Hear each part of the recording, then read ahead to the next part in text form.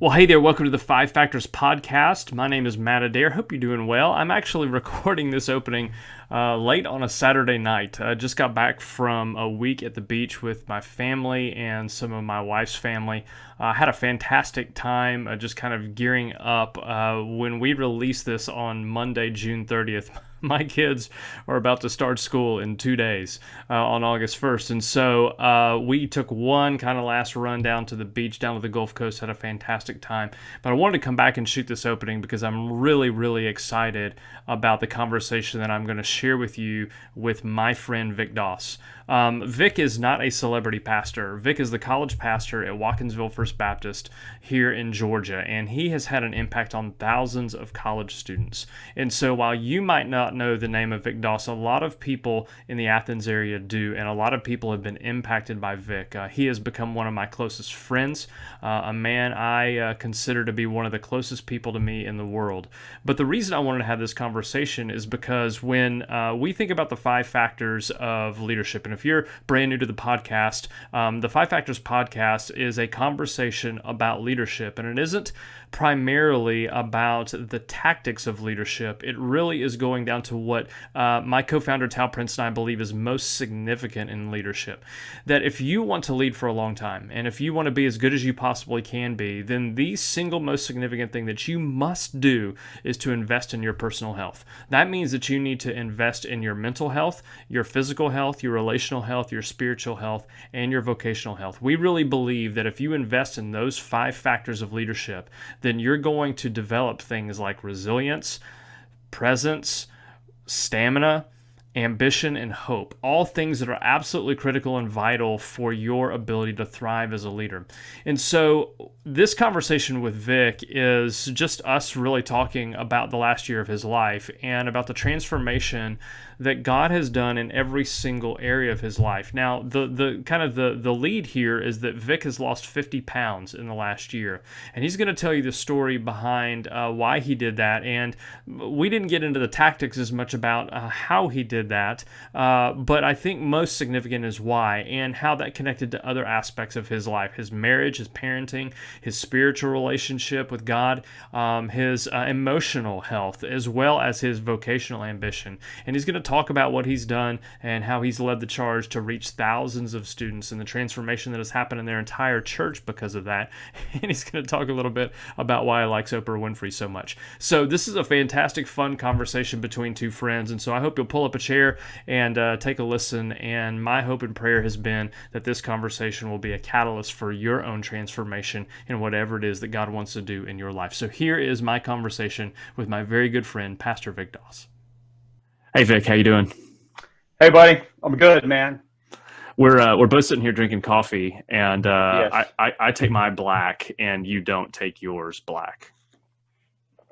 Yeah, I need to make a little clarification there. Okay. For years I was a staunch black coffee only guy. Yeah. But over the past year, well, I made some health decisions.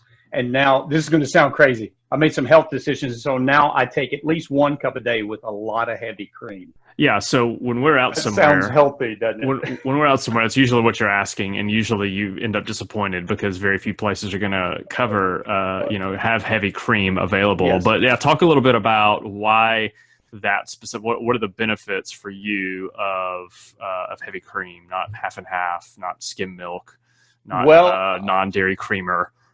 Man, so how far back you want me to go here? So there's this bulletproof coffee. Everybody's heard of this, right? Maybe. Well, maybe not. yeah. Talk about fill in the blanks here. Fill in the blanks. So it's almost 1 year ago. I was on sabbatical and was in physically just a mess. 222 pounds, not sleeping well. It was affecting every aspect of my life. And grumpy, 51 years old, just not in a good spot. And my son, 17-year-old son, somehow convinced me to sign up for a Spartan race. Yeah, what's a Spartan race? So it's an obstacle course race where there are about 23 obstacles on it. And if you don't complete an obstacle, the penalty is 30 burpees. Yeah, So yeah, the 30 so the burpees so the alone. so the push-up jumping things. Yes, and so I signed up because I wasn't a runner, and I just told myself I'm not going to run. He's like, "Oh, Dad, it's got obstacle, it's fun. Everybody, a lot of people do it. You can do it." So we signed up. It's like $100. I'm thinking that's kind of expensive. So after I sign up, I find out there's a fitness test for the thing. Yeah, to make sure you that don't die while you're that you're supposed to take before you pay your $100. And I could not do the fitness test. Okay. So what was the fitness test? Like The push-ups, fitness pull-ups? test was how far can you run in 30 minutes, which was laughable because I hadn't run anywhere in 5 years. Yeah. And why was that? Was it just, life got busy and just, life got busy. I got lazy. Mm. Lost some discipline there. And then how long could you hang? Just free hang from a pull-up bar. Yeah, so not even pull-ups, just hanging. It's Yeah. not going to be bad. And Right. how many burpees can you do in 3 minutes? Mm-hmm. So I thought, how hard could this be? So the running thing I knew I wouldn't do well on. The hanging thing did not do well there either. Yeah. Which was surprised me a little bit. But then I started the burpees. I'm like, all right, I got this. So knocked out 8 pretty quick. Yeah. On about number 10, I'm thinking, dang, this is hard. Did not get off the floor on 13. Okay. Yeah. And so I started calculating in my head, wait, if I don't finish an obstacle, I have to do 30 of these. I can do that 23 times if I don't complete the obstacle. And so I said, man, I got to make some changes. So we were in Boston on sabbatical. And I just decided when we get back from Boston, I got to do some work, and started doing some research, came across this keto diet thing. Mm-hmm. And the science behind it, read a book called The Obesity Code by a kidney doctor who does a lot of work with type 2 diabetes patients, and had seen patients reverse their type 2 diabetes. And so, I mean, in the options were awesome. Like you get to eat a lot of bacon. Yeah, which you're already on board with. I'm a big fan. And so started the diet and cut out bread. I haven't had bread. I don't know how long it's been since I've had bread. And almost no sugar. Yeah. So it's high fat, moderate protein, and very low carbs. So when you're in that spot, that's a pretty radical change. Anybody who jumps into a ketogenic protocol, I mean, that's going to be pretty significant. And obviously some people are like, checking blood and, doing blood work and stuff like that. But so for you, were those changes radical, or was it kind of like next step on a trajectory that you had kind of been on before? Well, my personality is pretty, I'm just going to go all in. Yeah. And so it was pretty radical. Just rip the Band-Aid off. We're quitting sugar. We're quitting bread. And there's this thing they call the keto flu. Yeah. That's a real thing. It's a real thing. Yeah. And I found out after listening to a couple of podcasts with guys that do the keto thing. There's some electrolyte issues that you have to deal with. So once I got that balanced out, the keto flu thing went away. But dude, I dropped weight like it was crazy. Yeah. I got on the scale this morning, weighed 172 pounds.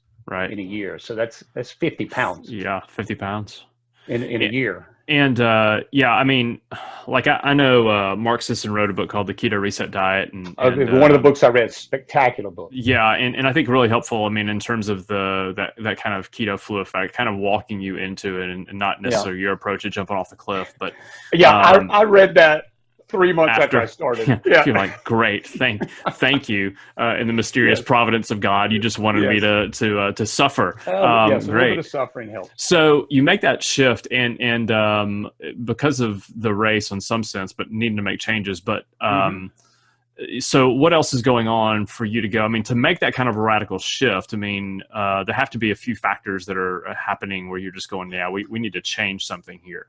Well, yeah. So I've been in the job I'm in right now here. You and I got to Athens really about the same time. Yeah. It's kind of interesting. So I've been in this gig with college students a little over 10 years. And I I tell everybody I have the best job in the country. I get to hang out with really high level next gen leaders and watch God do amazing things with them and launch them out to what they're going to do. So, and God's done amazing work in our ministry, and it grew like crazy for a couple of years. And just the stress of that, and forgetting sort of who's responsible for the ministry, and kind of taking a lot of ownership of that on myself. And man, if I screwed this up, and you start reading your own press clippings and think I'm responsible for this thing. Yeah. And that pressure, you start, like, I began to self-medicate with food. Yeah. Like, no joke, dude, I would eat a bowl of ice cream every night. And I'm talking like a massive, like. Now, is that kind of like, if you go look back in your story, growing up in Alabama, I mean, has that always been just kind of a thing? It's just one of the ways in which you're going to self-medicate. Yeah. Because just comfort, and easy, convenient, right there. Yes. I mean, Publix has like 75 brands of ice cream, dude. And you can always find one on sale. I may have worked through every one of them. But I was just at a place, and the sabbatical was so well timed. I was just at a place, man, where physically, spiritually, emotionally, the tank was empty. I wasn't being a good husband, wasn't being a good dad. Certainly, I was probably faking pretty good job at the pastoral thing, because it's minimal up front. I could fake it up front, but the physical thing, no mental clarity, not sleeping well. And when you talk about like not sleeping well, is that I'm not sleeping long enough, sleep's interrupted, not getting into deep sleep? What was happening? I typically don't sleep a long block of hours, but when I would sleep, it would be just fitful. Wake up. Yeah. Like if I get 6 hours, that's plenty. But now when I go to sleep, it's really good quality sleep. And just that piece of it has the mental clarity. Everybody sees the weight. You can see the weight loss. I mean, I've had people walk up to me. I dropped 20 pounds in about 3 weeks, and people are coming up to me going, "Dude, are you okay? Are you sick?" Yeah. Have you seen an oncologist? Yes. And so that's visible and noticeable, and it's awesome. Yeah. But the mental clarity right now, the ability to focus and actually be much more effective in my job, and just probably, I think my family would agree with this, a little happier, more pleasant person to be around at home. Yeah. Those benefits to it, and the connection to the body mind spirit connection is a real thing. And if you're nose diving in one of those areas, the other two are trailing behind. Yeah, I mean, when we talk about the 5 factors framework, and we always say, look, I mean, it's not I'm doing great in 4 and not in 1. No, it's the one that you can point to. And for some people, it might be physical. For some people, it might be their emotional health or their relationships. If you're off in 1, I promise you're off in all of them. And it really does play holistically. And so, that doesn't surprise me at all. On the mental clarity piece, what have you found that's changed? Is it you're more lucid, more sustained attention? How has that kind of played itself out? So the way I would describe it before was kind of I had this brain fog. Yeah. It was like I just couldn't. Creativity was down, and just not a lot of energy when I'm planning or getting ready to teach. Just fog is what I would describe it as. But that's kind of cleared away, and just ideas come faster. It's hard to explain, really. Yeah, it's hard to explain other than when you're in it. And when you're in both sides, because I think we drift into into that spot where we really aren't mentally clear. Like we don't. And I think the way in which I've seen it most often is I'm just not resilient either in the moment or just in general. I tend to be more emotionally volatile. Things that happen in life, things that happen to me, you take more. You just you just almost blow up, either in anger or despair, dude, right? yes. And the what ends up happening is you start taking everything way too serious. Yeah. Like you don't have the ability to laugh at any circumstance or to find any thread of hope. Everything's despair. Everything. This is going to end everything. And because of the fog and this sense of, man, I can't get out of this thing. A little bit like you're drowning, right? And somebody hands you a block. Yeah. And say, oh, here, hold this.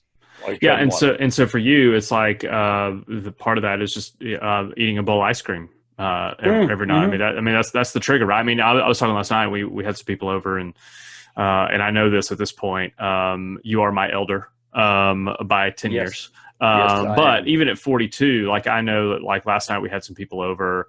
I had a beer or two. My wife made dessert, which means if my wife makes dessert, I'm going to eat the dessert.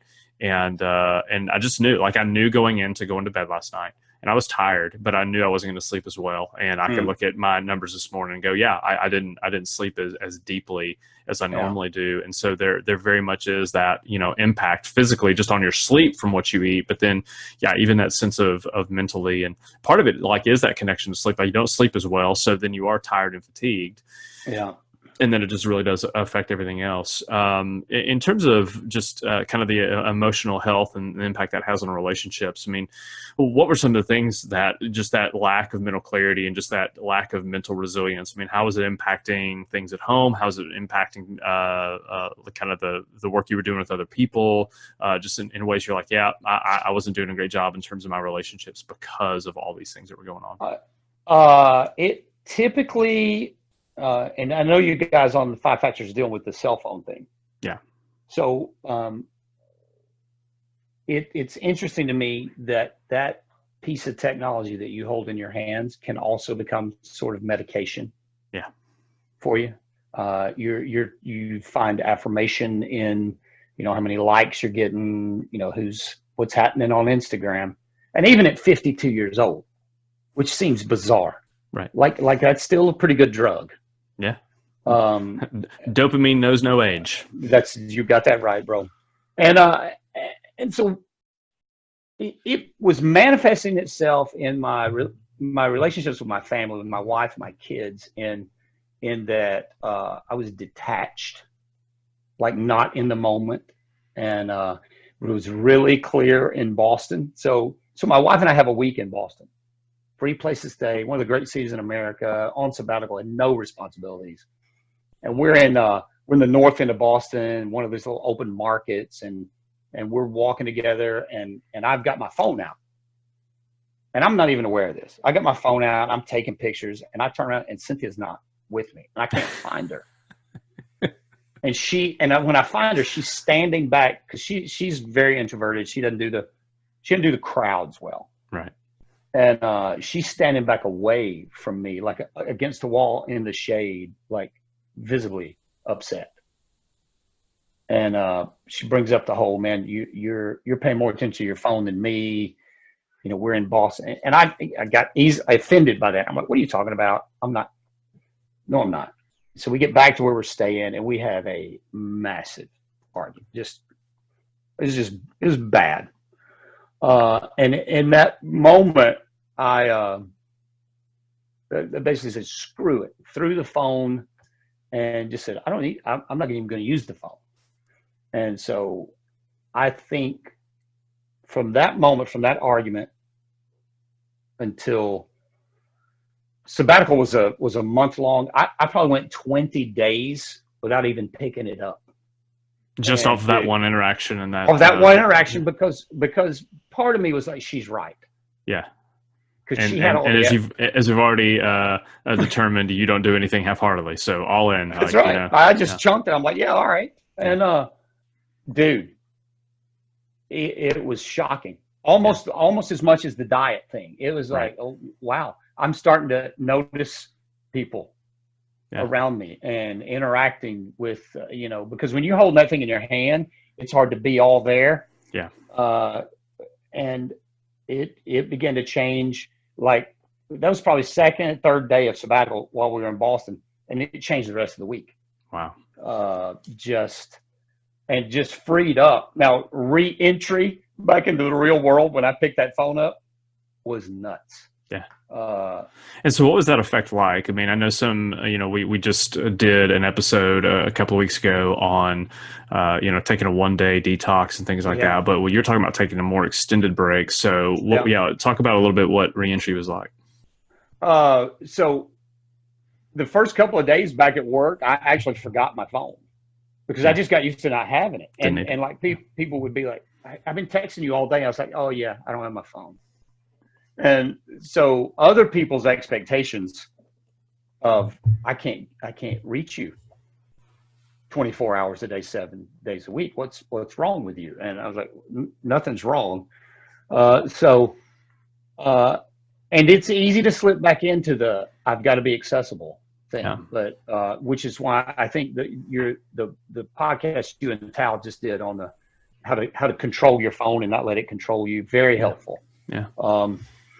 So you got to block out time where you just don't have it. I think you mentioned, I saw somewhere you talked about taking a 12-hour break. Yeah. Every day. Yeah. Dude, if you can't go 12 hours without it, you got a problem. Yeah, I mean, again, I think just coming back to the brain science of a consistent circadian rhythm, kind of a body clock. And, I mean, to me, it starts with, and this is one of the harder things for me, because what I would tend to do, and did this for a long time, is that, I would have a consistent go to bed, get up time during the week, but Friday nights in particular, I'd stay up late, I'd play Madden or something like that, or do whatever, just something would be different. Stay up late and watch a movie. Yeah. And so what I found is when I just started making that consistent every day, that changed it. And then I think, I think our body just needed consistent time, even within that of just going, hey, I'm going to disconnect from certain inputs, particularly just the way in which the phone's wired. Yeah, I mean, it's interesting to see the science. I think so much of the phone stuff, I mean, just having conversations with this last month of podcasts about smartphone use, and this is other leaders, and this is people just that I know that have seen it, have seen something on social media or listened to a podcast episode, and we're just in this moment where like, how in the world did we get here? Like, how in the world did we get so tethered to it? So you come back and all of a sudden you're like, okay, I don't want to go back to Egypt, but it's hard to not look back and go, how do we relearn a new rhythm? Well, so for me, there's been some helpful things that I have an Android. So the app you shared in the podcast, Quality Time. Yeah. Oh man, unbelievably helpful. Very convicting. Yeah. You pop that thing open and go, 6 hours. Right. Yeah. I think just, again, it goes back to having discipline. There kind of this circle where you need to observe what's going on in your life, reflect on it, discuss it with other people, come up with a plan, some accountability, and then act on it. So it's those 6 things in all 3 of those areas of your life. Yeah. And so for me, the smartphone thing has been one of the hardest ones because it's such a great tool. Yeah. And I work primarily with 20-year-olds. Yeah. And you talk about a group that's tethered to it. I mean, that's like taking an organ from them if you take their phone away. And so in one sense, I need to be connected at that level, but then I know what it does to you if you can't walk away from it. So building, I'm working now on building really scheduled time. And here's when I'm going to have my phone. Here's when I'm going to look at certain things. In fact, I this morning actually took Instagram, Facebook. I took all the social media things off of my phone this morning. Yeah. And we'll see how long that lasts, right?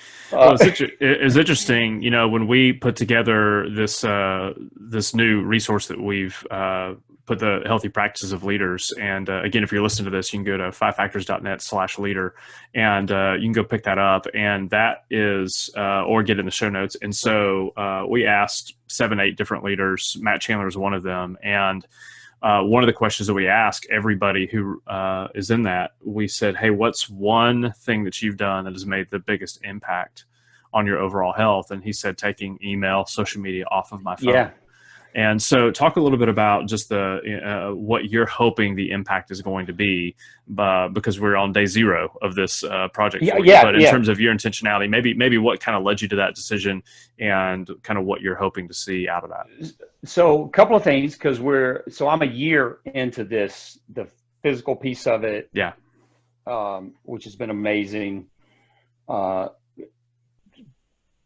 starting to build pieces into the emotional, mental, and spiritual aspect of it. And so what my hope is that there'll be less distractions, because again, the phone's an amazing tool.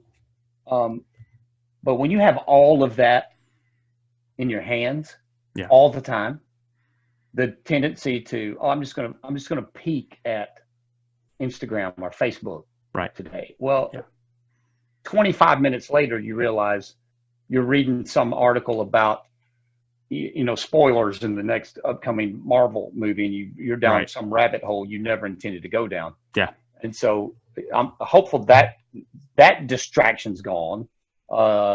Notifications, we use Slack here at the church, so I kept that on there. But outside of that, it's not really.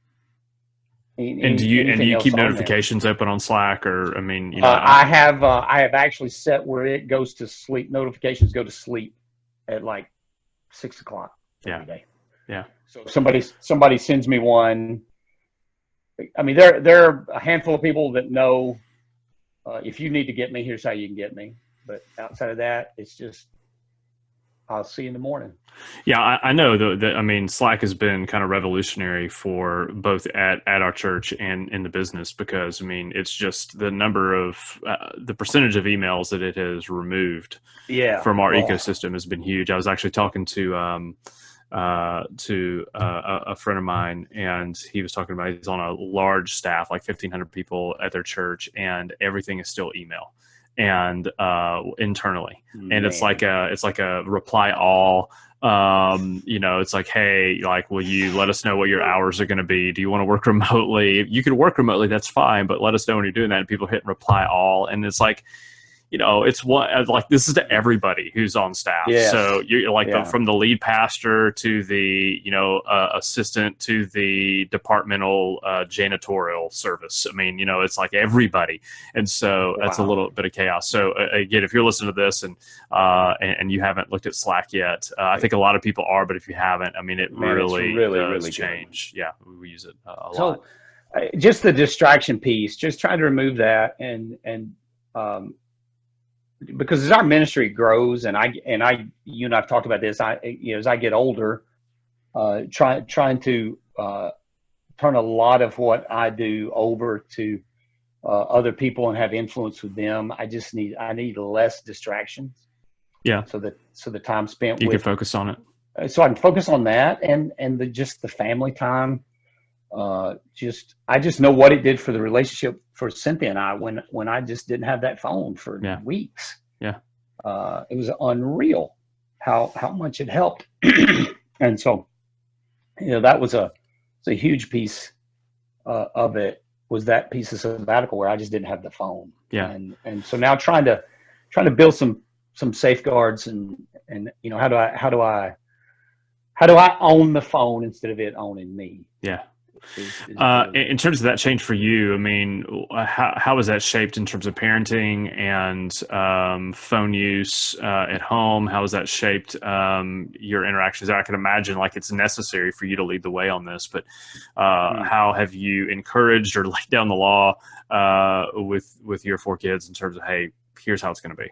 Well, so it's been I have 4 kids, 20-year-old, 17, 15, and a 12-year-old daughter. The 12-year-old doesn't have a phone. I know I'm behind the times. I get it. Bless you. She should have had one when she was 4. I know. The 15-year-old just got one. We've been we have conversations about the social media use. It's hard, it's hard because when you're a teenager, that's how your culture. It almost feels like, you know, when you and I were growing up, I mean, getting a phone in your room. Oh yeah. Oh yeah. I mean, that was a big deal to Yeah. move from having to go You use knew the you were family phone, free. hoping you had the long phone cord or you can sneak into a room, and then Like you get one in your own space. So it feels by a the way, little bit that's like my that. favorite scene in Napoleon Dynamite. Yeah, it's Remember where great. he's got the cord? It's like 30 feet long. Yeah, That's the phone cord you and I wish we had when we were growing up. absolutely. It was the dream. Yep.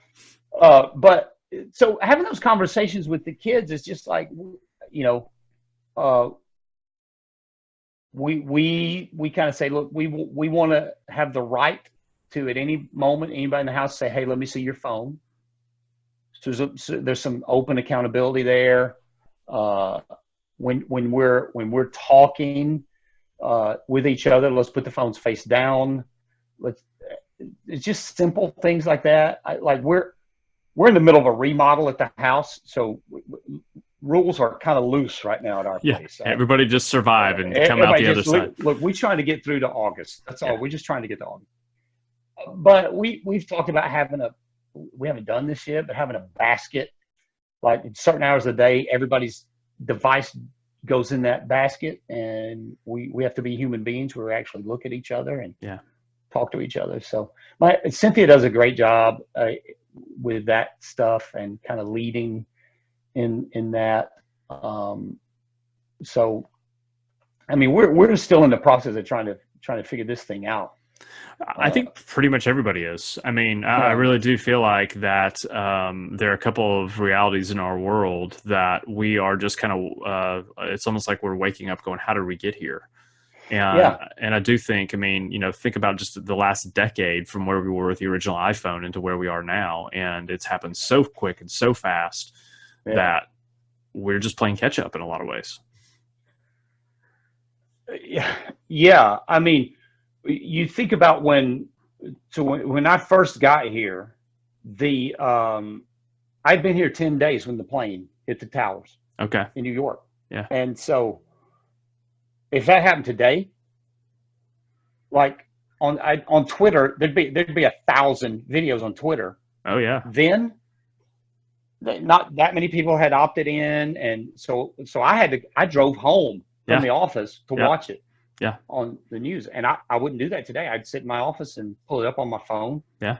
And watch it. So, and that's pretty short time frame that's happened in, and it is an unbelievably powerful tool, but it can also own you. Yeah. In a way that's very unhealthy. Yeah, and I mean that is a lot of the reason why we spend so much time this month just trying to walk through it, just try to make some sense of it, just try to put some real basic foundational building blocks down for all of us to figure it out. I want to talk a little bit about just, you know, having been at the church, just to give a little bit of context for people. You know, talk a little bit about you know, First Baptist Watkinsville, kind of you know, where it was when you got there, just in terms of so things that we would be able to know, maybe in terms of like just the nickels and noses, like how many people were there when you got there, and then where is it now? And I want to dig in and talk about that a little bit. So we came in 2001, and I think the first Sunday, it's going to be pretty close. I'm not a numbers guy, so this is going to be estimate. I think there were about 180 people in the first worship service when I came here in 2001. And I came as the youth pastor, and we've had as many as, so our college ministry, we've had as many as 700 in a gathering, just college students recently. And so that's pretty significant. And the growth it's been one of those things. We had a 4-year span there where we were just hanging on. The train was speeding down the train. We were just I had people calling going, hey, can you come speak to our group about how to reach college students? I was like, as soon as I figured that out, I'd love to. But God did just an unusual thing in our midst here, and you know we've some very unusual growth We're, 1,500 now on a average, and that number grows. The community is very transient because we're, college town. So, but it's just been crazy. And I transitioned out of youth ministry into college ministry a little over a decade ago, because college students we just had a bunch of them coming. Yeah. And we didn't really have anything organized for them. So I slid into that role, and they're going to pry it from my cold dead hands, Right. because it's so much fun, man. It's such a great group to work with. I mean, I live right around the corner from y'all's church building, and having been here since '04, and just kind of having seen the growth, and when I was talking to people about you being on, and I was talking to one person in particular, and they're like, the name's not familiar. I said, yeah, sure. I mean, yeah, he hasn't written a book. He hasn't, not keynoted a conference, but here's the size and scope of it. And I think one of the reasons I wanted to have you on is because, in some sense, there are far more people like us who aren't known and aren't necessarily celebrity, but there's a size and scope and and history here in terms of how long you've been there. One of the things that's always interesting about the story of any church is, like, how did that happen? And so when you go unique set of circumstances and things like that, what are the things, are there things you can point to and go, this is how God saw fit to use human ingenuity, drive, creativity? Like, what were some of those pieces? And even if there was a distinct season of prayer, just kind of walk through some of those things to where you would go, here were some of the mile markers that happened outside of, happenstance and providence. So I think there were a couple of things. We had we had a season there where we were gathering 80 to 100 college students, which was good. Yeah. I remember we had a college at the time, maybe we were even calling it Sunday school class, that was a Bible study. And one morning, I'm standing up there and I'm looking around, and 85 to 90% of the room is female. Yeah. And I'm thinking, this is bad. This isn't good. So I remember that spring making the conscious decision. I told my wife, I said, I got to go after the guys. Yeah. Because it doesn't matter what we did, the girls were coming. Right. So we started this thing called Fight Club, which was, and I had no plan. I just thought, I'm going to make it sound edgy and try to get guys there. And it's very 2012 Mark Driscoll. Oh, yes. And so the first night, we did it on a Tuesday night at 8:00. It was a terrible time to do it. And this was my plan. I thought, we'll throw something together for 3 weeks and hopefully figure it out. Yeah. So I'm going to gather those guys in the room. I'm going to have a couple of older guys tell these young guys what you wish somebody would have told you when you were 20. The first night, I had 30 college guys in the room. Had a dear friend of mine, Fred Schuler. You know Fred. Yeah. Share his story, which is amazing. Yeah. And I had 20-year-old guys leaning forward in their seats, taking notes, like things they never did in Bible study, leaning forward in their seats, taking notes. We did a Q&A after he shared his story. For almost an hour, they asked him questions. It was electric. And I thought, well, that's weird. Yeah. The next Tuesday night, had another same thing happen. So then for like 4 months, I just kept bringing guys in front of them. Yeah. And it changed our ministry. So that one thing where we were intentional about going for the young men, right? As simple as putting an old dude in front of them and letting them fire questions about everything from how'd you meet your wife, how'd you figure out what job you wanted to do. It was real practical. This is how you be a man stuff, and it changed our ministry. Yeah, and then we added a part-time female minister who did all the counseling with the college girls. Then we did this insane thing of a teaching team, which was talk a little bit about that. Was the perfect storm for us. So when we would plan, we had a team of guys that would teach, and so when we would get together, we would study together and work on the content together. But then typically one guy, we had a master teacher format where one guy would teach. I had a team of about 4 or 5 guys that were doing that. And then I remember one teaching team meeting, because those would be fun, because we just Yeah. worked through books of the Bible, and in that teaching team meeting we would have some pretty heated conversations about, well, I'm not sure that's what this is saying, and it was really fun stuff. Right. And one of the young guys says, this should be the teaching on Sunday morning. And I'm like, no, Yeah. that ain't happening. No. We ain't doing this, because this is John MacArthur would fly out of the sky and and I'm just form tactics. part of me, Right. Southern Seminary grad is like, Yeah. no. But then I kept thinking, what would it hurt, right? And so the first Sunday we did it, it was, again, just electric. And so it was three guys. It was me. So I was still in my 40s at the time. Had Fred, who's about 20 years ahead of me, and then Mark, who was about 20 years behind me. And so you had these three generations. You had three guys, very opinionated, who had opinions about the text. And we're just walking through the biblical text, having a conversation about it. And another unusual piece we added, we would allow students to, and still do, you can text us questions while we're teaching, and we'll stop during the teaching. Because you know this, you've been listening to sermons and go, man, I would really love to ask what he means by that. Yeah. And so we just let them ask.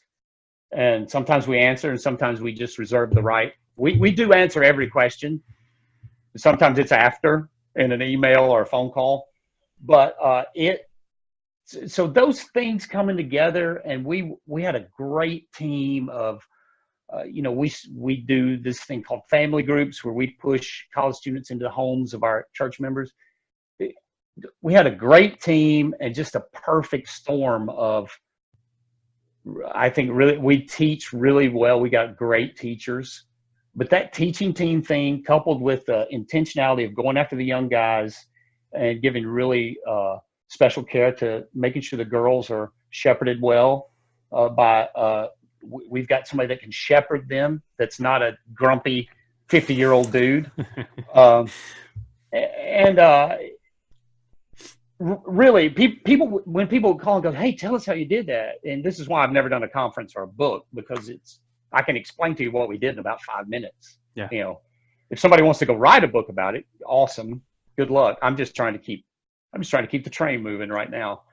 And when you think about, in terms of just how you're wired and your leadership, in terms of keeping the train moving and just how you're leading this, is there any way that you think about, and just explaining to yourself, here's how I just want to remain consistent in what I do? I mean, how do you think through, what you're trying to accomplish? There are a lot of factors involved. Like, one of the crazy things is that when people may hear this and go, well, okay, I mean, yeah, they're probably a block or two from the university campus. No, you're not. No. I mean, it's like 15, 20 you got minutes. to cross a river, go yeah, through a couple I mean, of it feels nuts. like you're in another state, if not country, to get to y'all's place. I mean, but it does have size and scope. Again, you're talking about a mega church, but it doesn't necessarily feel that. Right. I mean, in terms of getting there. So when you think about your leadership, I mean, how do you explain it? I am probably as bad administratively as any human being that's ever lived. I think in bubble clouds, and I don't know if you can see over my shoulder there, the mind map thing. That's how my brain works 24/7. Mm-hmm. I'm an idea guy, vision guy, very intuitive. It takes me about a nanosecond to make a decision, usually. And the funny thing is, Carlos, who's our lead pastor here, very deliberate, just almost a polar opposite. Yeah. Takes a long time to make decisions.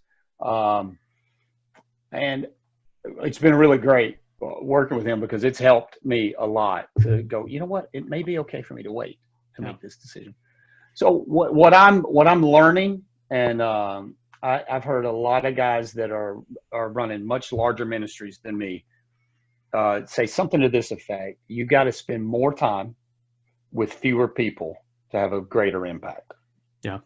And so what Does I'm, that does that difficult for you on some? I mean, obviously you're dealing with the size and scope that makes that obviously a reality. Like you can't spend time oh with yeah, all yeah, 700 people. But I know it's yeah. been a tension as your church is growing, not only for you but for Oh Carlos in man, terms of like pastorally.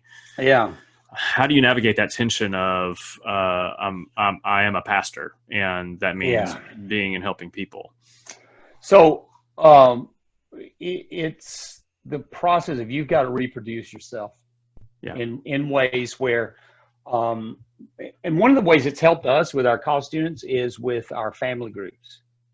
We have really great adult leaders that can shepherd college students through some very difficult situations, and they're given better pastoral care because they have a relationship with the student that I right. don't have. Now there are obviously some situations where um, pastoral staff we step in because there's just some things that's just it just by its nature needs pastoral care given Yeah, to it.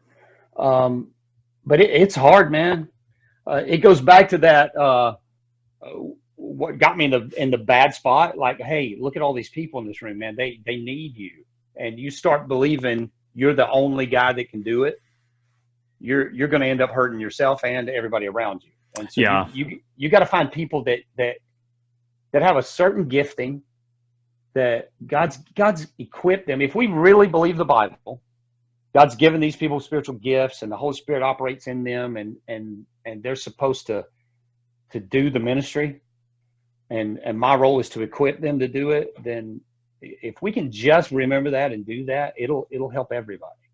Yeah, I mean, we really are looking at the heart of what's there in Ephesians 4 and other places Yeah, like that. yeah, And I think one of the real, it's the opportunity. There's a limitation to what, we can only be in one place at one time. yeah, yeah, For me, I have found, and, in September, all the podcasts that are coming in September are really like, how do you as a pastor, as a church leader, pray for your people? Let's figure out how to do this. Because I do feel like that's that place where pastorally, like, we're willing to take time when we could be doing stuff, and yeah. we're praying for our Oh people. man, But it so is good. it is tough. I mean, like, there is that limited amount of time, and so yes, if you, especially when you get to a particular size and scope, and it's been a tension. I mean, it's been a journey for me, and trying to grow into that place where, as kind of the lead kind of visioneer, the most strategic thinking person, like just having to get people who can run the church so that I can preach and Yeah, pray yeah. and be with our people. But it's that who are those people that I'm going to spend my time with, and trying to figure that out. That's the The tension. prayer piece Yeah, um, is massive. yeah, It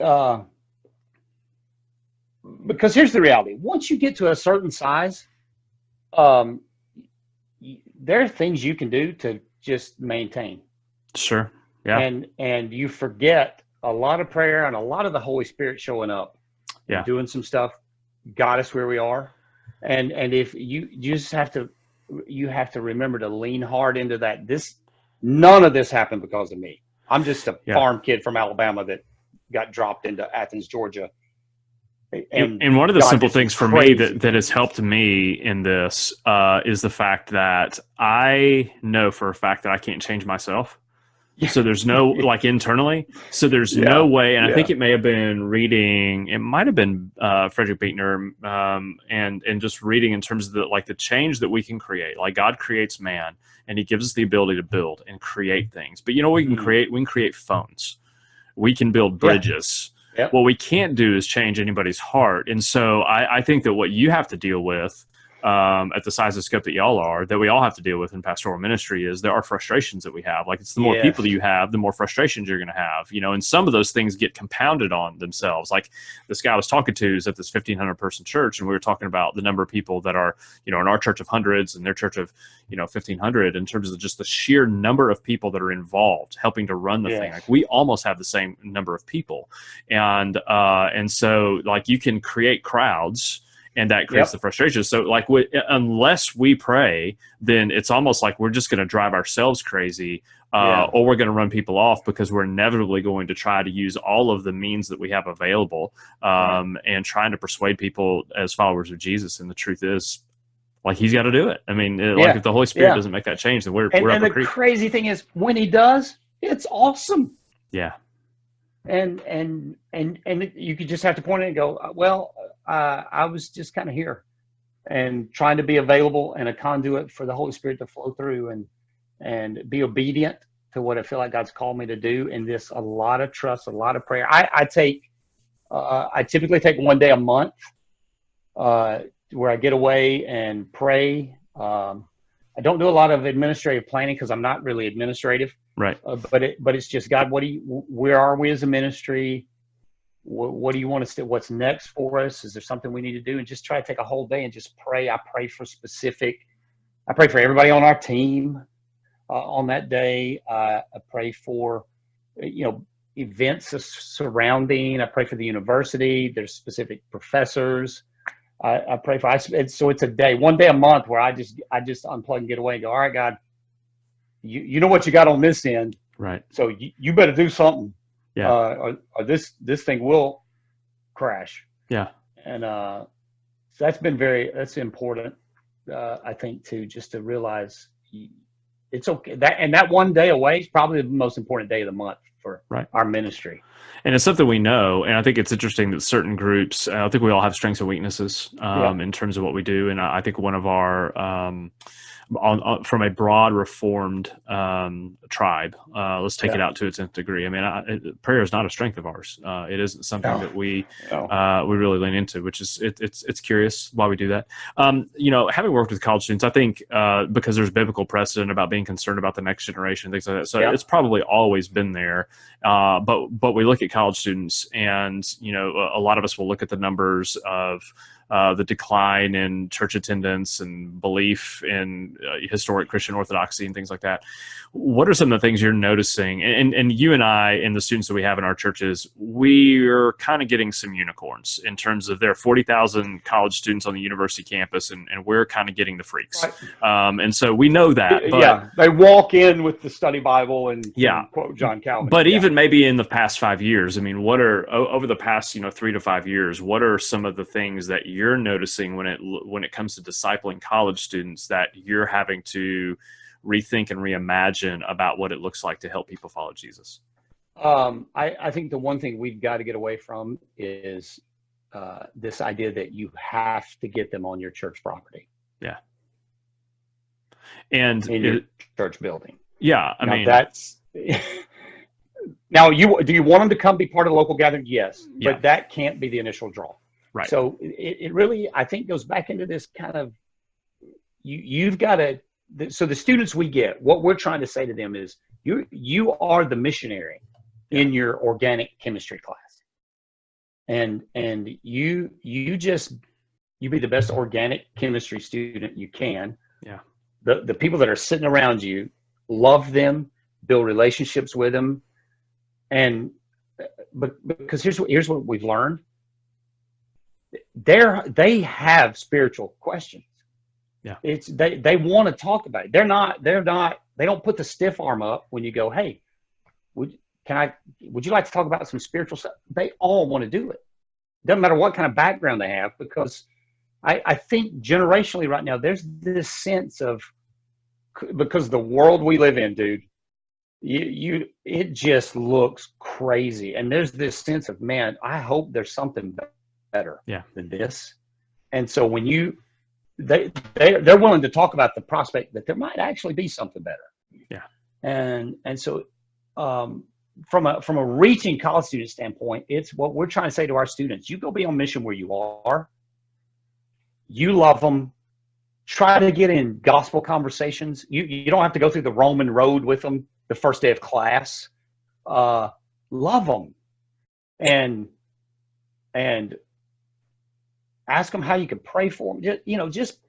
Just get into some conversations. And we're trying to train our students how to turn a conversation toward, but they intuitively kind of know how to do it, right?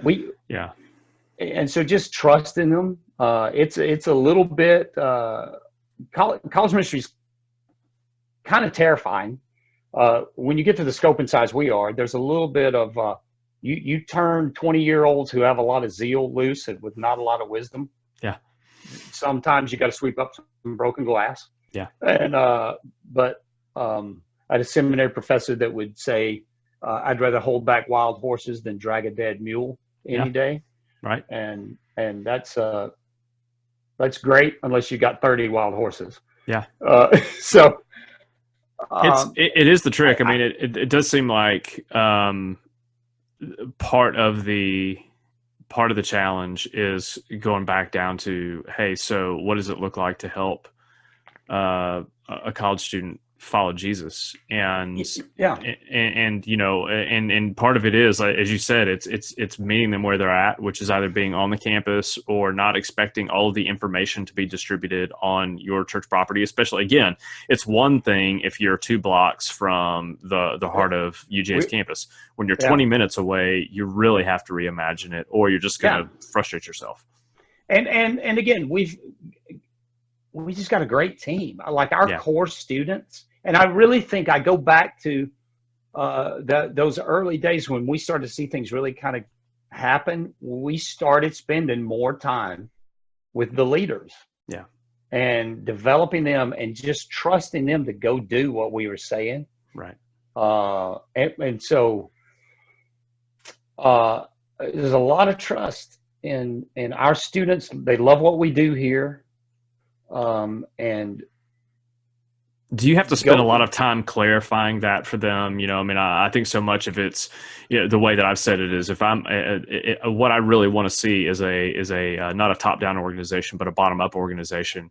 And if I'm going to give you the responsibility to make those decisions and do this thing, like, I need to be clear. I need to make sure that you understand what you need to be competent in. And then, you know, you've got to be able to have the character to do that. So how hard have y'all had to work to be able to clarify, go, this is who we are and what we do and why we do it. Just to be able to make sure that, yes, in the craziness of dealing with with somebody who's just maturing into the ability to lead, they don't go crazy. Well, so every year we're in the process right now of talking through, or what are we wanting, and how do we communicate to our group of leaders, this is the goal. Yeah. And here's and we put everything on the table sometime in July and go, is this working? Is this really what we want? And tweak it, or maybe it's good. Let's just keep going with it. But it's pretty concentrated effort every July to say, here are the 3 or 4 things we know we got to say, and how do we measure success? For us, it's I mean, this is going to sound crazy. For us, it's not ever been the size of the big gathering, which is easy to say. I know when you got a room of 500 college students, it's easy to say, well, it's not about the gathering. Let's be honest. That's a pretty cool room. Yeah. But what kind of how we're measuring is our sending. You know, we say this. I stole it from J.D. Greer, and it's kind of become ours because we just say it so much. We want to help you as a college student figure out what you're good at. We want you to go do that for the glory of God, somewhere strategic on the mission of God. And every student that's been here more than a year can say that sentence out loud. Yeah. And that's how we know we're winning. Are you doing that when you graduate? Yeah. And so we can look at, you know, every now and then we'll sit down and we'll just start running through a list of, we got people in Boston, East Asia, New York, San Diego. We got people all over the country because they believe that sentence. And we've helped them along the way figure out what they're good at. Now go do it. Yeah. And so that's how kind of we measure, are we winning or not? I think one of the things in a lot of the conversation is really just coming down to, with shifts in culture, the schedules on weekends are a lot more full for a lot of people. Yeah. And the just the sheer attendance numbers in a gathering on a weekend they're an easy metric, but they're not a great metric. And so one of the things that I keep hearing over and over and again is that what you're really trying to measure is movement and progress, and the ongoing development of people in terms of your kind of discipleship pathway. And for y'all, it's like, hey, we're really measuring our sending capacity. Yes. And that's, and again, if we're going to get there, then we have to really clarify that and talk about what that looks like. And what happens is people actually start listening to you. Yeah.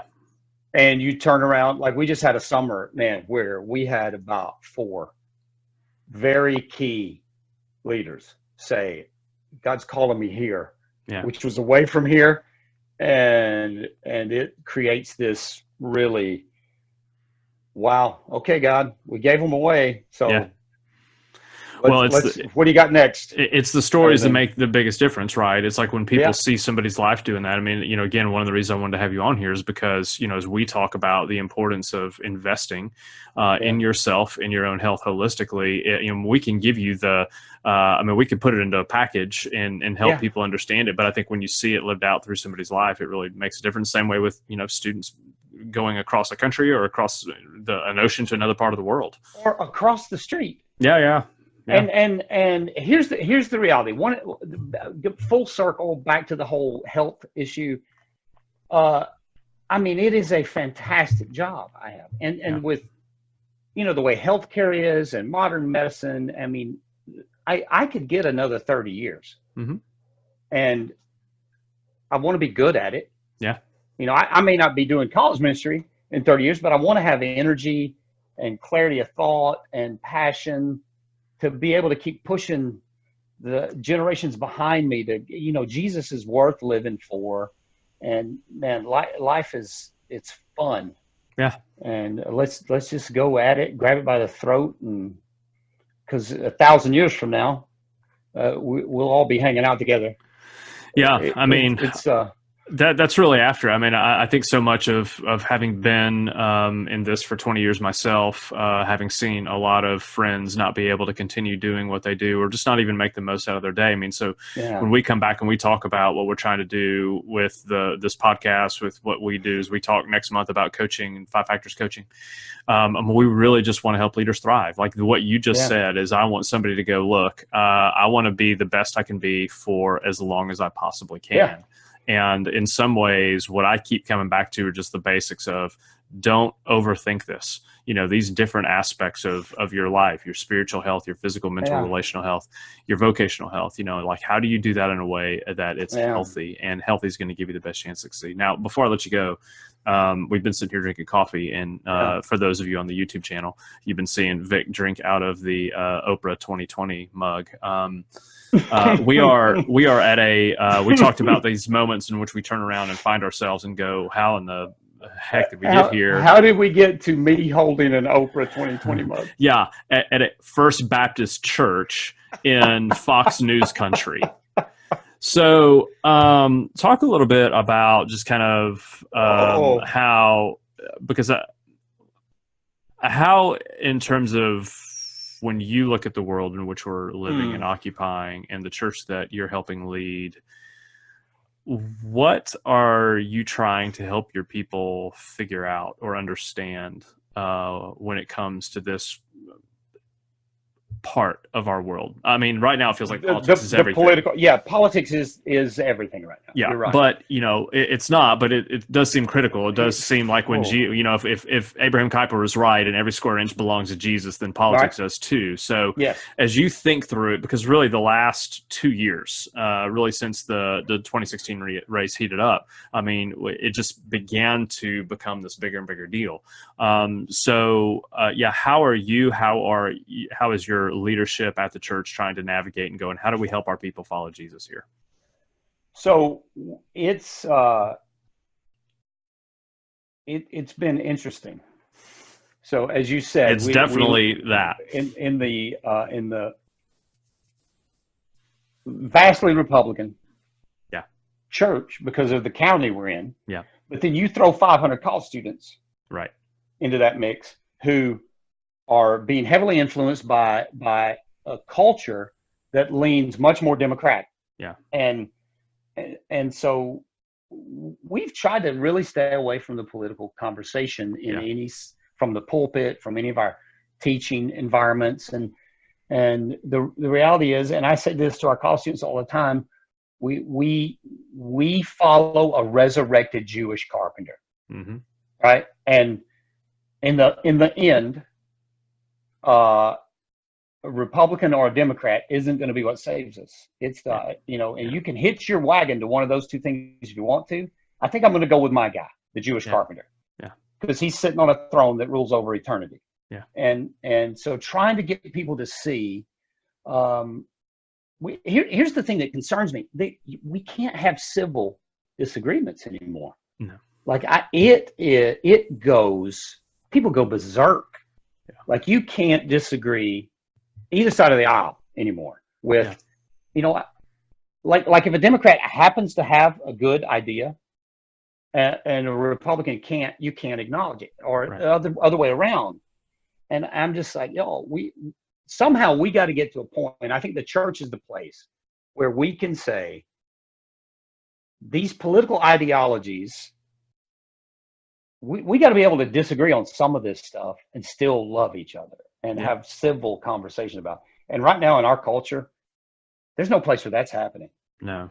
And I'm really wondering wondering how much of it is going to have to be. Like I saw Dean and Sarah, who's down at City Church in Tallahassee, and he tweeted something to the effect of "Don't lose friends over politics," and I get that. And we've both heard Andy Stanley talk about quit scaring the kids, but I also. I really do wonder when it comes back to, and this may be the Presbyterian fierce sovereignty, Kuyperian part of me that just goes, I don't think we can just go, well, we're not going to talk about it. I mean, it's not going to be easy.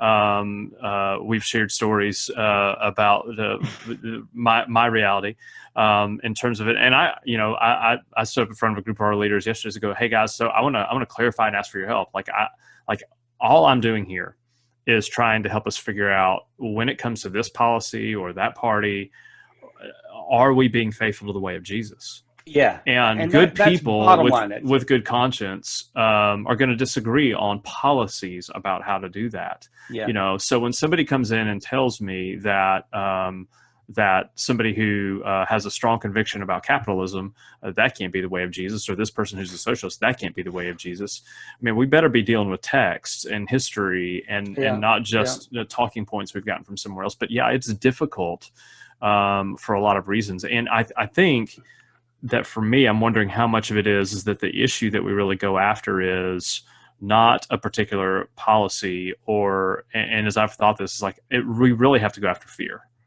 When I think in terms of my friends right now, I mean, that don't know Jesus, and I'm sitting down and talking to, what I feel like I have, what I'm carrying around with me that they don't have increasingly, is hope. The pervasive sense of hopelessness that people have when, and I think this is where, coming from kind of, we can learn this from cultures who have experienced actual oppression, not just the fear of future oppression. Yeah. And all they've had is hope. All they've had is the hope that tomorrow is going to be better because we know who our Savior is. It just seems like we have capitulated to fear. And we're so afraid of this or that happening that we will hitch our wagon to anybody who promises that we don't have to be scared anymore. Right. And that's what I think happens, and that's what complicates it. So, yeah, I mean, it is difficult right now, and I think it's immensely complex. I've told you that some of the things that I've said, and even though I haven't said them as well as I possibly can, there's no way I could even begin talking about that. I would not have a job at First Baptist Watkinsville being able to say that. So it's tricky. Well, and so back to the Oprah. Yeah, right. I have before the political climate got to where it is right now. Yeah, I've always had like you and I talk about culture a lot. Yeah. I am fascinated with people that I think are culture shapers. Yeah. And you can make an argument that over the past 2 decades, she's been one of the most influential culture shapers in the world. Yeah. And I just always had a fascination with Oprah. And so occasionally I will just go, Oprah's my girl. And I'll use her anytime I can use an Oprah illustration, I use it. Kind of this running joke. Right. That, and so one of my college students was actually in Texas, of all places. That's amazing. It was Austin, though. So there you go. It's kind of not Texas. It's kind of like Athens, not quite being Georgia. Yeah. Yes. Right. Saw the mug, bought it, and just said, "I got you a mug." And what'll really throw people off though is so the first election I ever voted in, I voted for Reagan. Yeah. So I have a Reagan Bush '84 T-shirt. So I'll wear that T-shirt and drink from this mug. Yeah, it totally messes people with people. Lose their mind. Absolutely. And they're like, wait, what? I'm like, I know, right? Yeah, it's interesting, and obviously we don't know what will be around the corner in terms of presidential elections. It's interesting that we've gotten to the place where people who have a good understanding of media really Yes. do get ahead. I mean, Yeah. in some sense, beyond policy, Trump understood how to use media. Probably in a way similar to back in the 1960 election that Kennedy did with Nixon, and understanding the Yes. power of television and things like Yeah. that.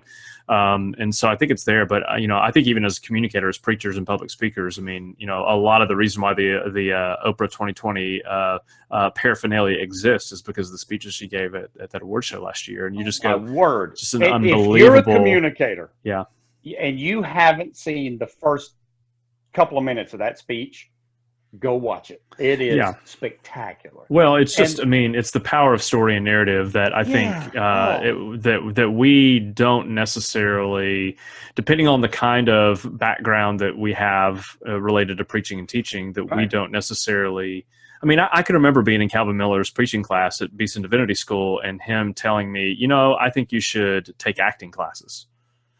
Now, at that point in time in my development, I wanted to throw that old man through a window. Oh my word. And him talking about the power of stories. And so some of that is, I probably should have been a better listener and had more humility there.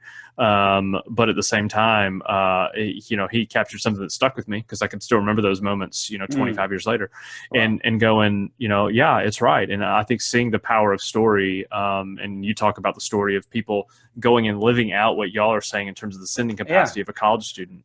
And I think a lot of it comes back to, when we talk about leading and our vocational ambition, is tell the stories. God's up to something in our churches. Find those stories and tell them. It may just be taking a picture of somebody and posting it on Instagram and then just writing a paragraph, but just helping people see that God is at work. And in our preaching, find a way to begin to communicate the narrative of the gospel and not just the facts and the details. Do both, not either or. And But the reality is, that's Oprah's power. You and I've talked about this. Every Sunday, it is a miracle that anyone's gathering in a building to talk about Jesus and the hope Jesus has in the world we live in right now. Yeah. Every Sunday is a miracle. Yeah, and one of the things that I feel it intensely in Athens, where we are and where things are, and I think that you're seeing it more and more and more. I mean, you're a First Baptist church, so there's still a cultural cachet there in some ways. Now, there'll be some people that will never darken your doors. They will never come anywhere near, because they expect us to be the county seat First Baptist church. But there are a lot of people that are there because of that, and so, but yeah, I think increasingly in this season and in the days ahead, I think that the fact that people, with all the opportunities that they have and all the challenges and reasons why they might not show up, I think to be able to be there, it's a pretty crazy moment we're in. Yeah. Well, I'm really grateful for you. It's been fun, man. Well, it's been fun, and we've been teasing this super secret guest for the past couple of weeks, and as I said in the intro, I was like, and here it is, Vic Doss, and you're wondering, who is Vic Doss? Well, you're my friend, and that's one of the reasons I wanted to be on there. But I also think that again, I think it's really easy for us to go after the person who just wrote this book, or this person who's a celebrity pastor, and the 80-20 rule is taking effect, and they basically tweet about eating a blueberry muffin, and 35,000 people retweet them. Yeah, I don't have 35,000 followers. Right, and so, but I think that that you are, I mean, you're just a picture in terms of what what matters. What matters, I know, to me and to Tal in Five Factors, and then what I think we all hope for is to be able to get as good of a run at it, and then by God's grace to be able to make some adjustments along the way in order to be the best version of yourself. Man, and again, if you're a young leader listening to this thing, man, don't wait till you're 50. Yeah. Because that journey back into, like, get a handle on it early. Were there places along the way where you can look back and go, yeah, I knew that this was here, and it took certain moments, Spartan races and arguments with Cynthia, but were there places along the way when you're like, I knew that this is getting off the rails? Because that's the conversations I'll have with guys a lot, of trying to figure out, is this significant enough yet? Sometimes we're just going and head down, we don't pay attention to. But for you, were there places you look back and go, yeah, I should have seen this coming? I think there were moments where really the year coming into sabbatical where there would be, and this was unusual for me, there would be Sundays where I didn't want to go into the room. Yeah. Which that was To weird tell. for me. Yeah. I'm like, wait, like, because there's an energy in the room. I mean, you get 200 college students in a room with Bibles open that are just leaning in. And there were Sundays where I'm like, nah, I just don't feel like doing that. And Yeah. I knew then, and something ain't right. Yeah. But I just kept ignoring it, going, well, I'm just going, this is just a little funk I'm in. I'll do the work. So that was one of them. And then I just think I just felt terrible. I just felt tired and grumpy, and just couldn't get around. I mean, I was carrying a third grader everywhere I went. I mean, you think about it, I dropped 50 pounds. Yeah. It's amazing how much easier you can move. Right. When you drop a third grader. Yeah, so that's pretty significant. Well, I'm thankful for God's grace to you. I am proud of the work that you put in. Just as your friend, I'm grateful for just the impact that it's had and the benefit from you. And I really am grateful for you. You've made a big difference in my life. Wow. And I'm really glad that we got to at least tell part of your story today. And what nobody listening to this may know is the fact that I'm a just deep Auburn fan, graduated from Auburn. Yeah. And you're an Alabama fan, which that alone, I mean, we can talk about Republicans and Democrats all we want to, but you and I know, because we lived in that state, this is the gospel at work right here. Yeah, but we could also, if we were really going to be completely honest, talk about the fact of having to deal with the insanity of Georgia fans. That has probably brought us together in places that were there. I am not. Yeah, I'm just saying it, and so I am saying to those of you who are Georgia Bulldog fans, and now you don't like me right now because we beat you on the national championship game this year. Y'all crazy, and that's fine. I'm here. I love you. I'm here to pastor you. But let's not act like we're all varsity here, because that ain't true. Oh, my word. But yes, it is an evidence of God's grace, Vic, that you and I, as an Alabama Auburn fan, I think I just need to end with a big War Eagle. There you go. I think that's fine. We'll just let it there, and I'll even say it. War Eagle, my friend, and all right, we'll talk soon. See you, man. All right. See ya. Bye.